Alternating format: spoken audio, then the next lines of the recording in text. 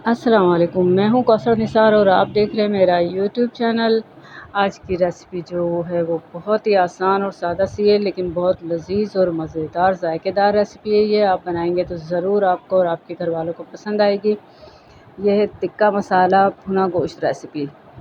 उम्मीद करती हूँ कि आपको ये रेसिपी ज़रूर पसंद आएगी और आप देख रहे हैं कि ये कितना देखने में भी लजीज लग रहा है ये सालन। तो चलें शुरू करते हैं। इसके लिए मैंने हाफ़ केजी बीफ का गोश्त लिया, जो मैंने अच्छी तरह से साफ़ कर लिया था और इसको धो लिया था। और ये 2 बड़े साइज़ के टमाटर जो मैंने काट लिए थे वो मैं इसमें शामिल कर रही हूँ। इसके साथ ही मैंने 2 दरमियाने साइज़ की प्याज काट ली थी और ये मोटे मोटे टुकड़े मैंने इसके काटे हैं क्योंकि ये गल जाती है इसी में। तो ये मैंने इसमें डाल दिए और ये लहसुन अदरक का पेस्ट है जो मेरे पास फ्रीज़ किया हुआ रखा होता है। और ये मसाले हैं, 1 टीस्पून इसमें नमक है, 1½ टीस्पून मिर्च पाउडर है, 2 टीस्पून इसमें मैंने धनिया पाउडर लिया है और 2 टीस्पून मैंने इसमें टिक्का मसाला पाउडर लिया है और ½ टीस्पून हल्दी पाउडर है।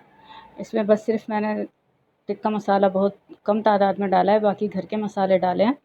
और टिक्का मसाला मैंने इसमें 2 टीस्पून शामिल किया है, जिससे इसका जायका बिल्कुल चेंज हो जाता है और बहुत अच्छा इसमें जायका आता है। बस ये छोटी छोटी सी टिप्स होती हैं जिससे हम अपने सालन को, खानों को मज़ेदार और जायकेदार बना सकते हैं। बिल्कुल मामूली सी कोई चीज़ होती है, मामूली सी टिप होती है, लेकिन वो चीज़ खाने में बहुत नया और अच्छा जायका बना देती है। तो बस ये है कि मैंने वो सारे मसाले शामिल करने के बाद इसमें तकरीबन 3 गिलास पानी डाल दिया था और इसको गैस पे रख दिया था।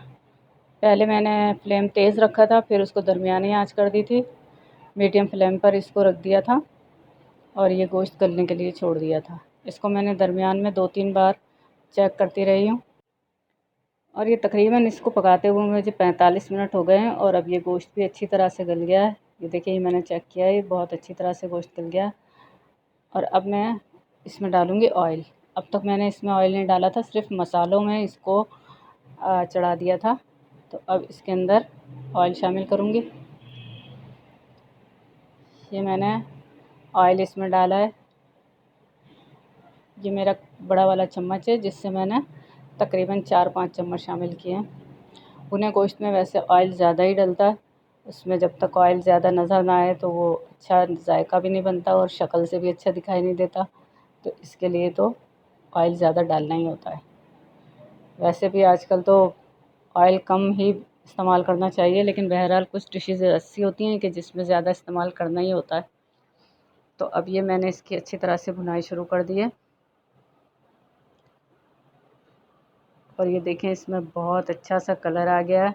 और ये इसका कलर जो है वो टिक्का मसाले की वजह से इतना अच्छा महसूस हो रहा है घर के मसालों के साथ, क्योंकि मैंने इसमें टिक्का मसाला भी शामिल किया था, तो इस वजह से इसका कलर बहुत अच्छा और डिफरेंट लग रहा है। और इसी तरह इसका जायका भी बहुत ही अलग और बहुत मज़ेदार था।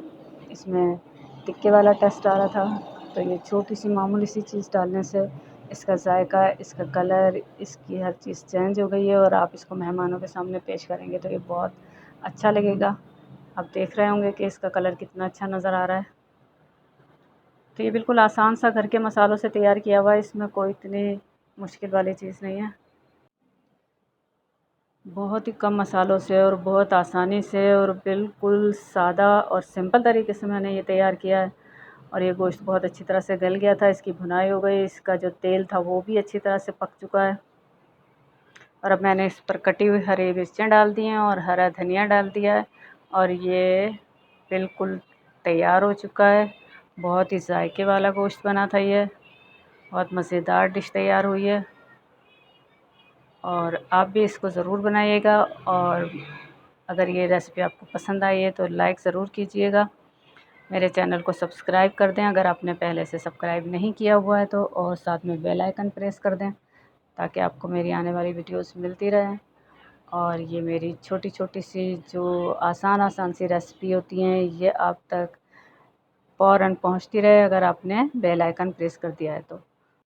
अपना और अपने घर वालों का ख्याल रखिएगा। मिलते हैं अगली रेसिपी के साथ। अल्लाह हाफ़िज़।